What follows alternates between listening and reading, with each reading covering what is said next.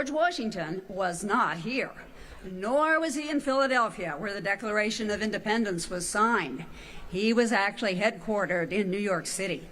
He had been named Commander-in-Chief of the Continental Army in June 1775. In other words, he had been leading the charge for a whole year before independence was declared. 250 years ago, he could not foresee what the future would bring. But he knew that the Declaration of Independence was something extraordinary. He asked his aides to read each and every word to the soldiers assembled, just as we will do today here on the Bowling Green. We hold these truths to be self-evident, that all men are created equal and that they are endowed by their Creator with certain unalienable rights, and that amongst these are life, liberty, and the pursuit of happiness.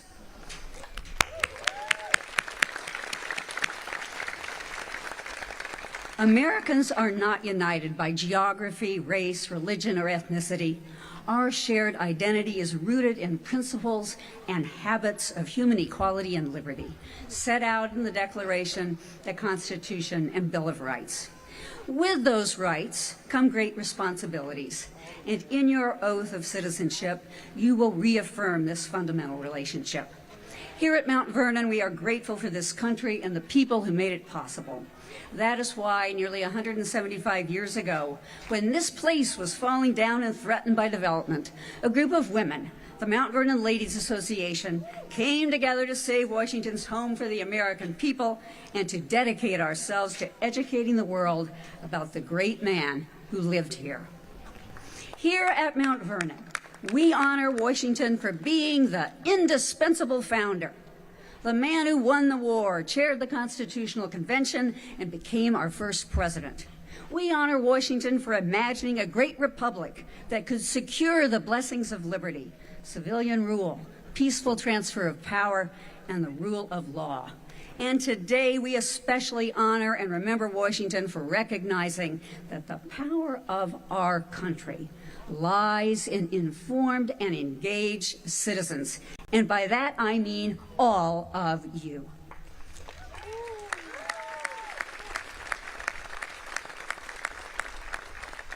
As we stand here this morning, it's important to remember that the man who lived here, George Washington, was not always a citizen. He started as a subject. He was required to swear an oath to the Church of England. He was required to pay taxes, even though he had no representation. He was told that as a provincial, his opportunities were limited. George Washington was born into a world with monarchs, dictators, and absolute power. It was a world where you advanced not because of your individual merit or hard work, but because of your connections. By the time Washington died, he had helped to establish a new governing order, one where people were not subjects, but were citizens who would advance because of their merit and character, not their bloodlines.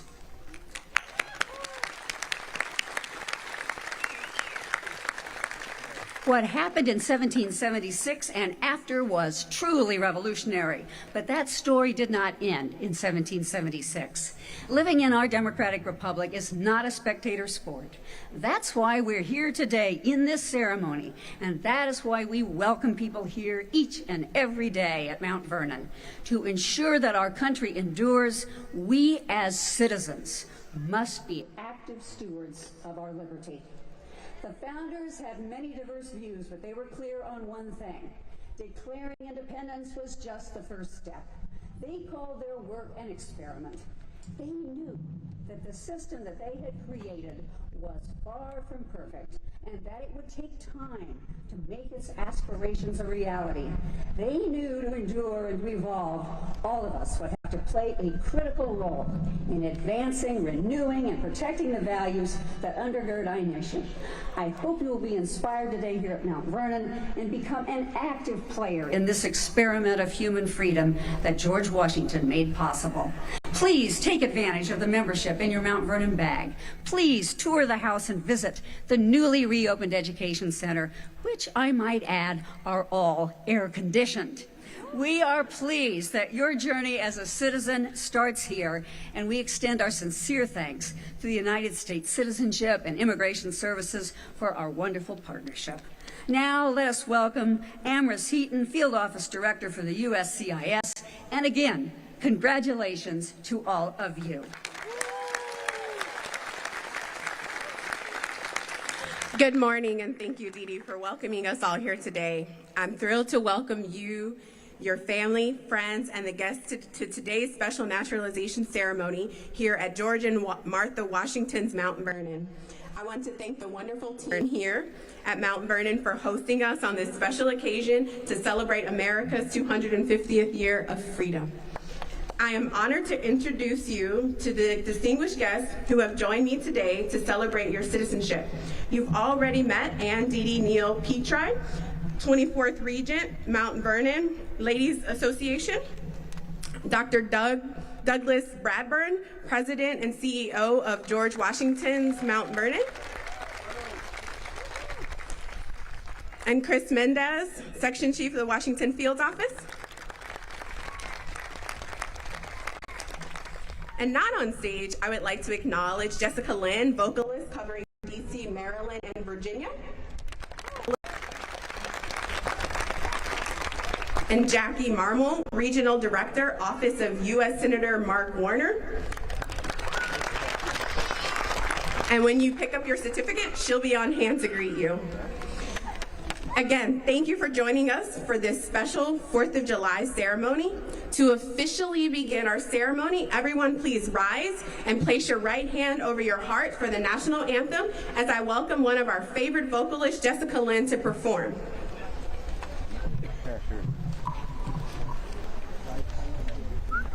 Oh, say, can you see by the dawn's early light what so proudly we hailed at the twilight's last gleaming, whose broad stripes and bright stars through the perilous fight o'er the ramparts we watched were so gallantly streaming, and the rocket's red glare, the bombs bursting in air, gave proof through the night that our flag was still there.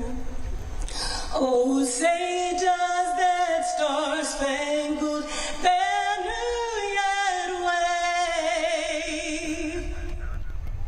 or the land of the free and the home of the brave.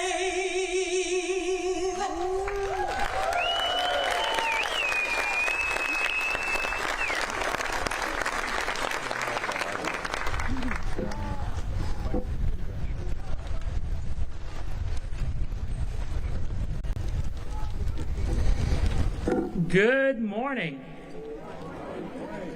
My name is Chris Mendez. I'm a section chief for the Washington Field Office of USCIS.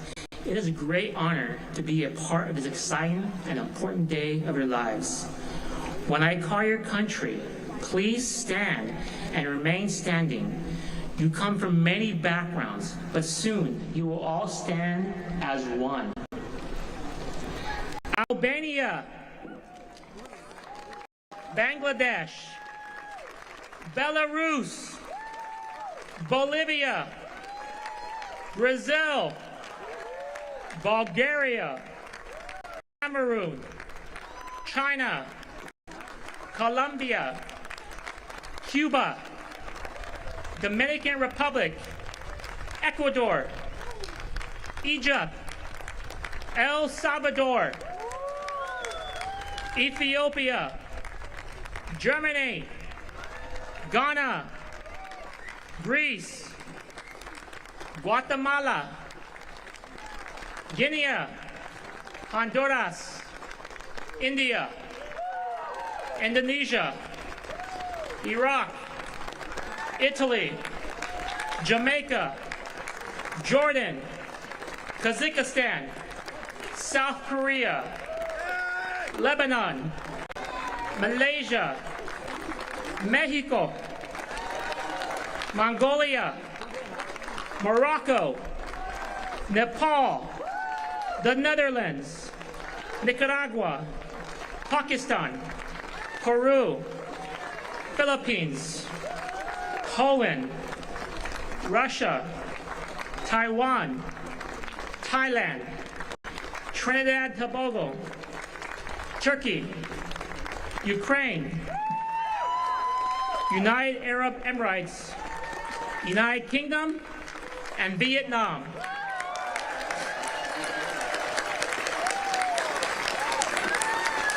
Did I miss any countries? Ms. Heaton, each of these 150 candidates has been personally examined under oath by a designated officer. Each has demonstrated understanding of English and knowledge of understanding of the fundamentals of history and principles and form of government of the United States.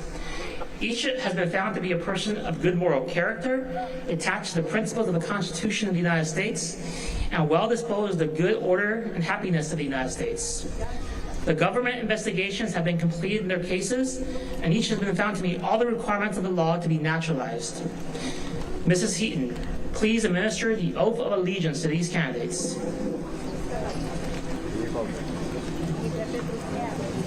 Thank you, Chris. It is my pleasure and privilege to administer the oath of allegiance to the candidates for naturalization here, assembled here today. Candidates, please raise your right hand and repeat after me. I hereby declare on oath that I absolutely and entirely renounce and abjure all allegiance and fidelity to any foreign prince, potentate, state or sovereignty, of whom or which I have heretofore been a subject or citizen, that I will support and defend the Constitution and laws of the United States of America against all enemies, foreign and domestic, that I will bear true faith and allegiance to the same, that I will bear arms on behalf of the United States when required by the law, that I will perform non-combatant service in the armed forces of the United States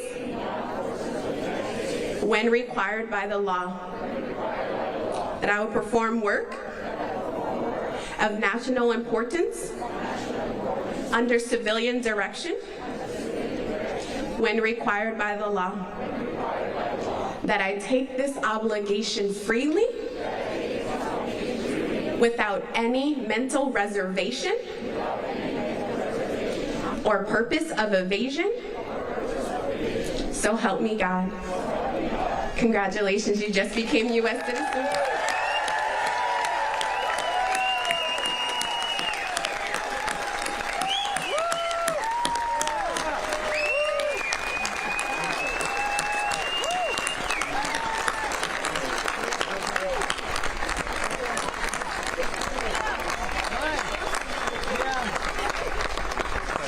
Next, we have a representative from the Sons of American Revolution to lead us with the Pledge of Allegiance.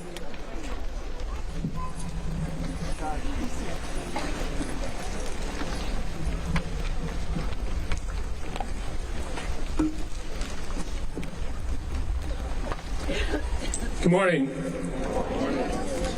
My name is Scott Bryant. I am honored to be the president of the George Washington chapter of the Sons of the American Revolution.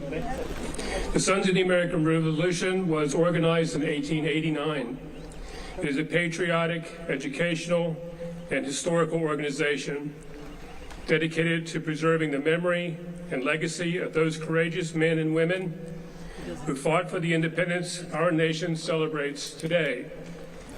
On behalf of nearly 40,000 members around the world, I'm honored to lead you in your first official recitation of the Pledge of Allegiance. At this time, I would like to ask all of you to stand for the Pledge of Allegiance. Unlike the oath of allegiance, where you raised your right hand and repeated the oath, when we say the Pledge of Allegiance, we place our right hand over our heart and we recite the Pledge of Allegiance in unison. Let's all recite together. I pledge allegiance to the flag of the United States of America and to the republic for which it stands, one nation, under God, indivisible, with liberty and justice for all. Congratulations.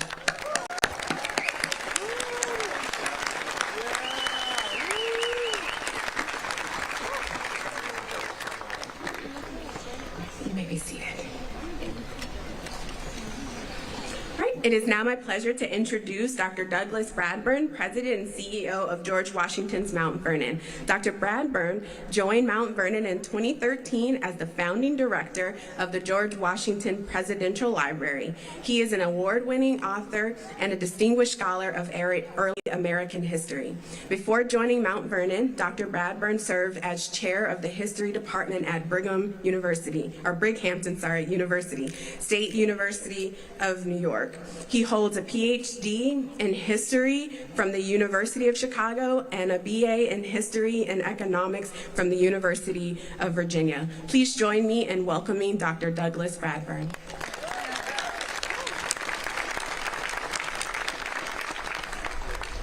Good morning, everybody. How about these people, everyone? Let's hear it for the new citizens.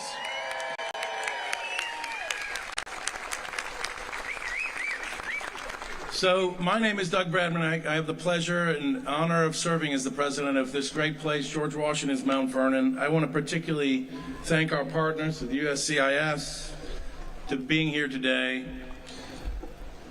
I am in awe of our new fellow citizens here. Congratulations to all of you. You've taken your oath in the shadow of George Washington's mansion house here at Mount Vernon. We preserve history here at Mount Vernon, but today you've made history. And you've been witnessed by extraordinary aspects here. This tree, the tulip poplar to my left, is 250 years ago at the founding of our country, planted by George Washington's direction, has witnessed all of America's history. And it witnessed your transformation today. So 250 years ago, as we've heard, the United States of America was born.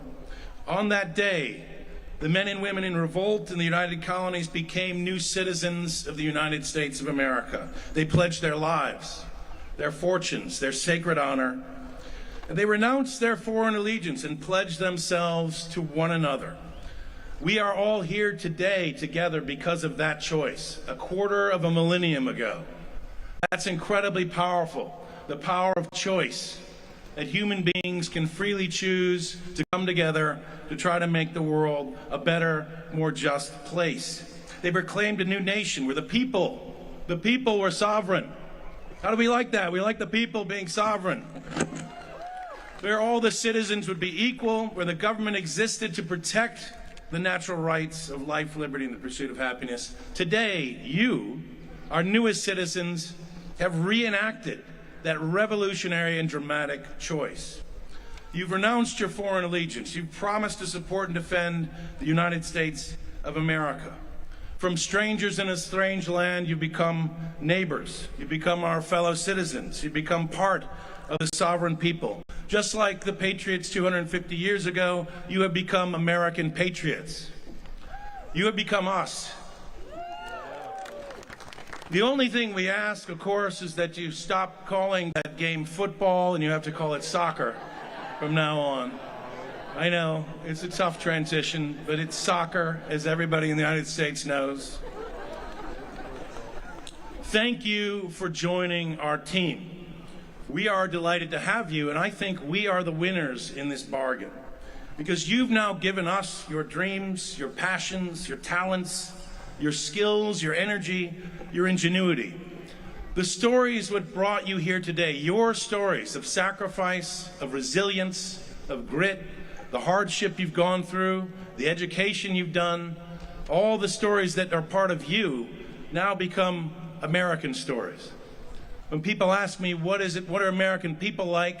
I now can talk about you and your stories. You've added to the greatness of this nation by making our story richer, more incredible, more unbelievable, more exceptional in the world. But of course, the second side of that is that now all America's stories in our history are your stories. Your father of your country is George Washington. Your country was founded in revolution 250 years ago. It is allegiance and not conviction, and your choice, your free choice to join and to stay in America that makes you an equal American. It doesn't matter whether your ancestors came on the Mayflower out of Plymouth or on a Boeing 747 out of Seoul, Korea. It is crucial to remember this on the 4th of July. For all our differences, we are people that share fundamental principles, and now we share our stories. The stories of where you came from and where this nation came from. The idea that people can govern themselves. The idea that all are equal. These are all the principles embedded in the Declaration of Independence, in the Constitution, in our Bill of Rights, in so many aspirational and affirmation moments of American history, repeated again and again. Our national motto, your national motto, is E pluribus unum. That means from many one. We like that, right? Somebody likes that. From many one. George Washington took an oath just like you did, renouncing his foreign prince, rejecting his subjecthood. He was not born an American citizen. He helped establish the fundamental aspect of the principles of the American Republic. So it's so fitting that you're here today at this special place on the 4th of July, on the 250th anniversary of American independence. I'm so excited for you to be here. He was our revolutionary leader that led our war for independence. Without him, we wouldn't have a constitution. He brought the country together to form a more perfect union, and then he served as the first president of the United States. And of course, most importantly, he understood that he was but another citizen who stepped away from power when it was offered to him to have more. There would be no military dictators in the United States of America.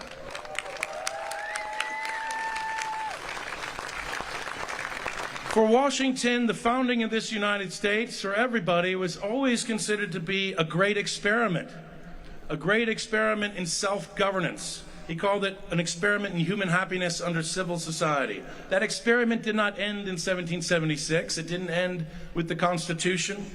It continues today. It continues with your oath today. It continues with our rituals of affirmation that we're all here together sharing, because we're all agreeing that we're going to continue this experiment, this idea that we can govern ourselves.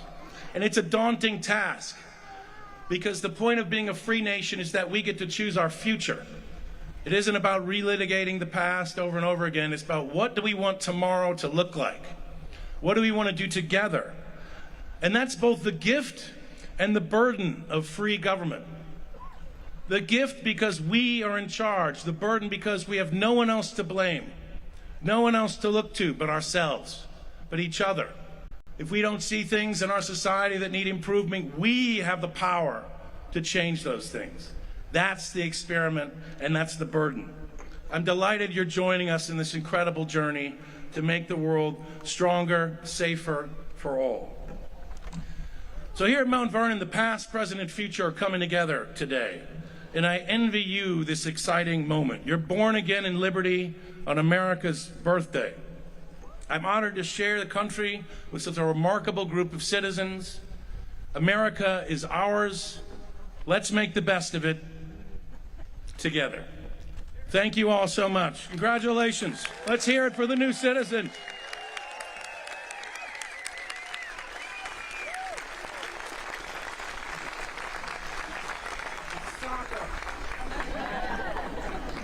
All right, so I would now like to introduce a very special person who would like to add his congratulations on this wonderful holiday we are celebrating today. It is my honor to introduce a leader who needs no introduction, whose life shaped the foundation of our nation, Born in 1732 in Westmoreland County, Virginia, Washington grew up on his family's property, learning the values of hard work and responsibility from an early age. Though he never attended college, he became a skilled surveyor and by his early 20s had already gained national recognition for his courage and leadership on the frontier. Washington's military career began during the French and Indian War, and his experience there prepared him for his pivotal role as commander of the Continental Army during the American Revolution. Despite many hardships, his resilience and strategic insight led the American forces to victory at Yorktown, securing independence for the United States. After the war, Washington presided over the Constitutional Convention and was unanimously elected the nation's first president. He set enduring standards for presidential leadership, guided the new government through its formative years, and established the principle of American neutrality in foreign affairs. Throughout his life, Washington remained devoted to his home at Mount Vernon, where he was an innovative farmer and businessman. Alongside him was Martha Washington, his steadfast partner who played a vital role both at home and during the Revolution. George Washington's legacy endures as a model of integrity, service, and leadership. Please join me in welcoming our nation's first president.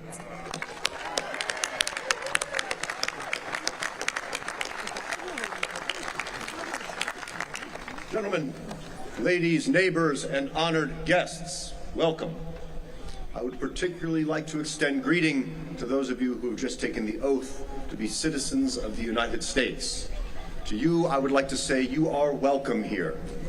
Today, the name American belongs to you every bit as much as it does to me. You have all faced challenges just to get here. Some of you have witnessed large conflict and hardship. Some of you have suffered from persecution and oppression. All of you have made the difficult decision to come to these shores. You have brought with you your skills and talents, your strength and determination, your culture and your traditions. I hope that you have also brought your dreams, because this is a land where they can happen. This is a place to build a future.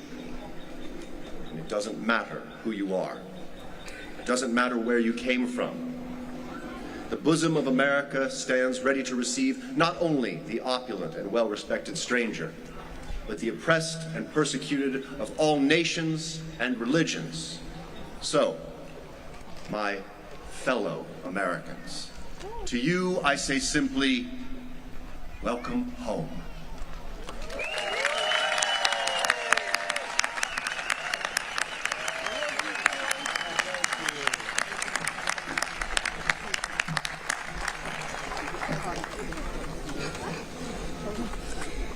All right, good morning and congratulations to our newest citizens.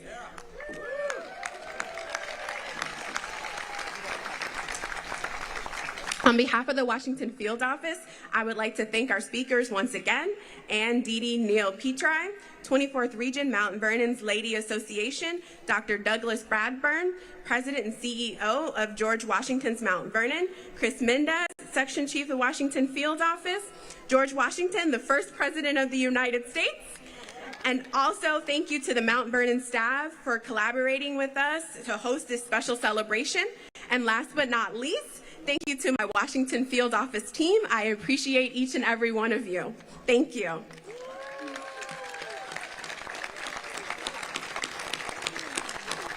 All right, so thank you for joining us today to celebrate your citizenship. It is indeed a privilege for us to be here with you today.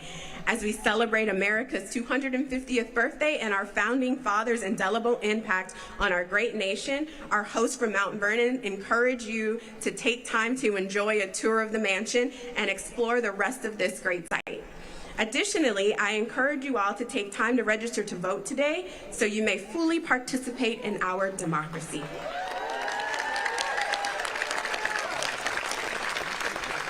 I will now invite Jessica Lynn back to close our ceremony with the singing of God Bless America.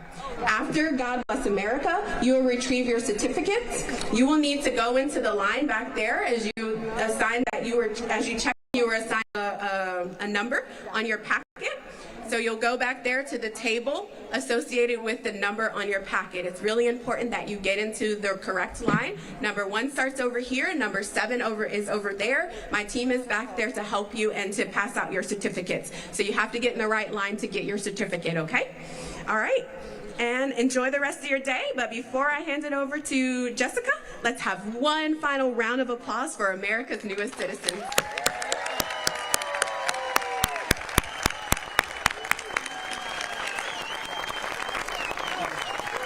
God bless America, land that I love.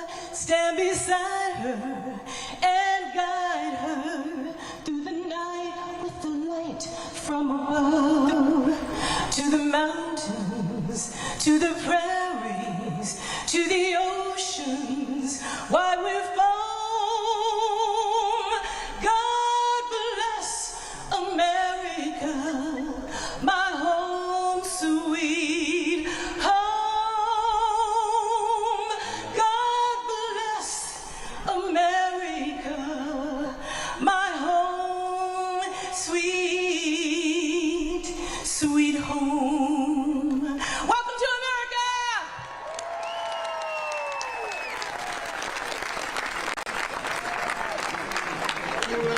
That concludes our ceremony. Thank you, everybody, for coming.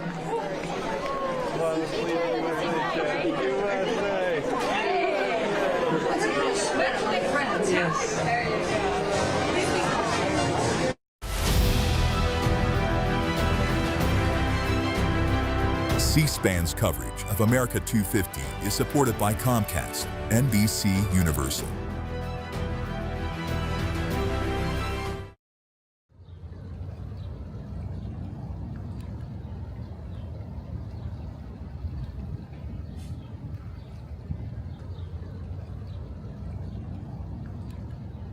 Hi, my name is Jim Fitzgerald. I am the captain of the Kalmar Nyckel. This is a recreation of a Swedish colonial ship that sailed to the New World in 1638 and established the colony of New Sweden in what would become Wilmington, Delaware.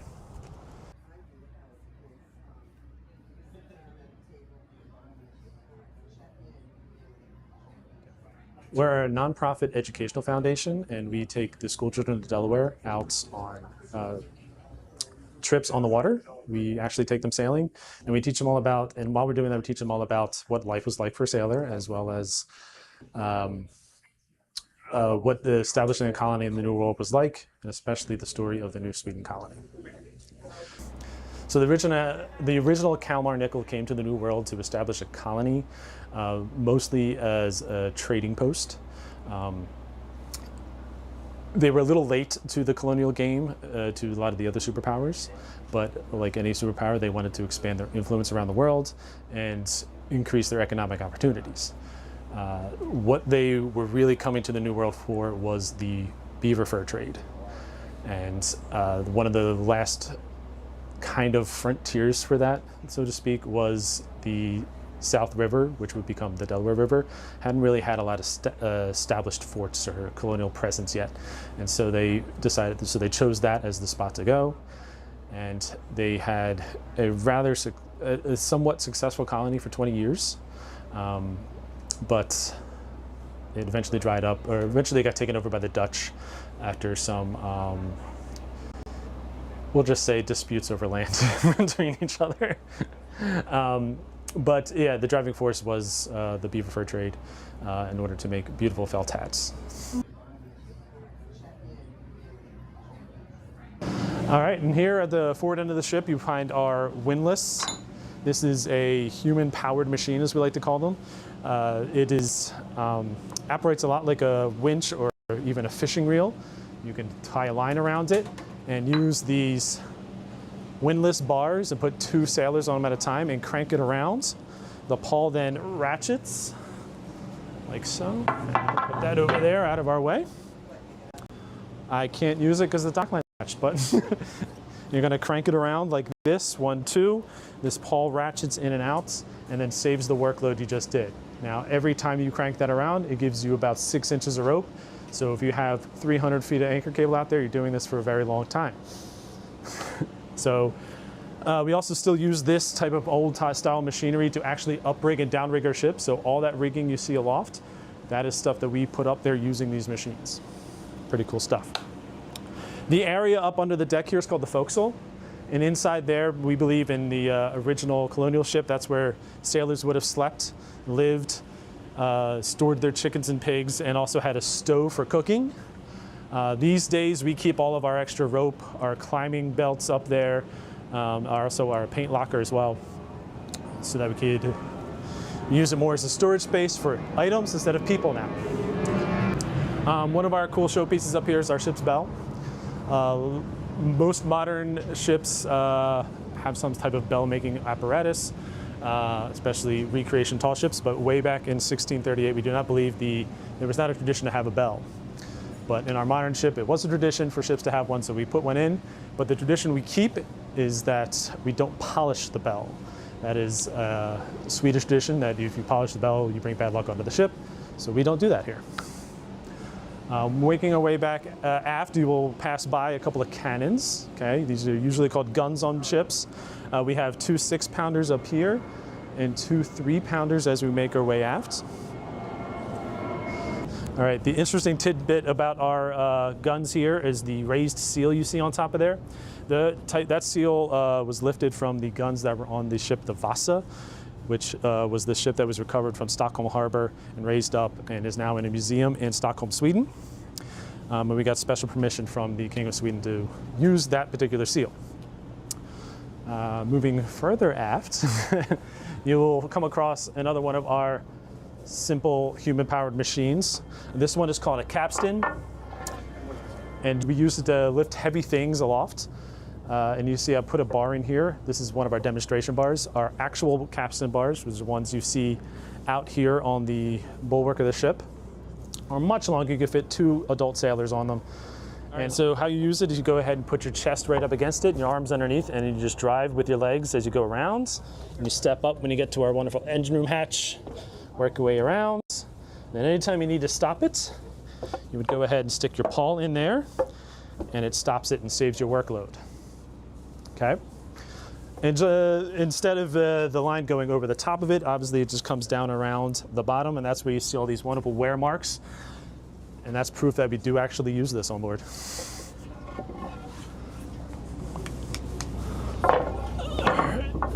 Let's see.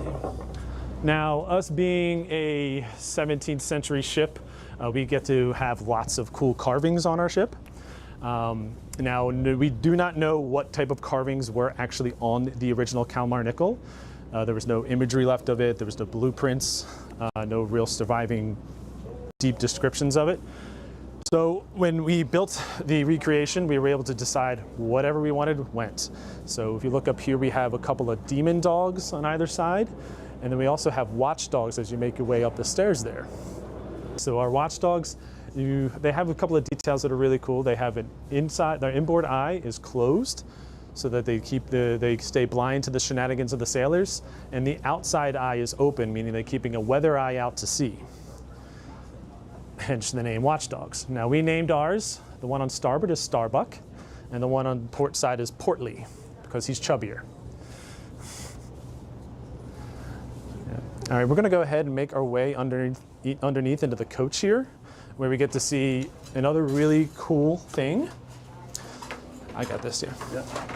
So this is a whipstaff. This is how we actually steer the Kalmar Nyckel. It is, again, a lever attached to another lever. You have your whipstaff here, and as it goes down through the wall, and attaches to the end of our tiller through that slit there. And then that tiller runs all the way back out the stern of the ship to a rudder. It is able to be operated by one sailor. Now that's pretty impressive to think you can move 3,200 pounds quite easily. It's just a couple of levers that does it. It gives you 40-to-1 mechanical advantage. And I'm just doing it with a couple of fingers, like so. And we can push it all the way down and in. It moves that tiller the full range of the space below deck. It gives us 35 degrees of angle on our rudder. And it gives us the ability to steer as much as we actually need to. It's pretty good. The difficulty with having a whip staff is that when you look forward, you can't see anything. So we operate on the ability of a conning officer on deck up there, shouting helm commands to a person down here who can't really see where they're going. So then they look out at the horizon there and just tell whether or not they're turning left or right or driving straight on through the horizon according to the commands that they're getting above. This is exactly the historic way they would have done it, and so we decided to carry it on here as opposed to moving to a modern drive wheel of any kind. Making our way back here, we can actually step in to the great cabin.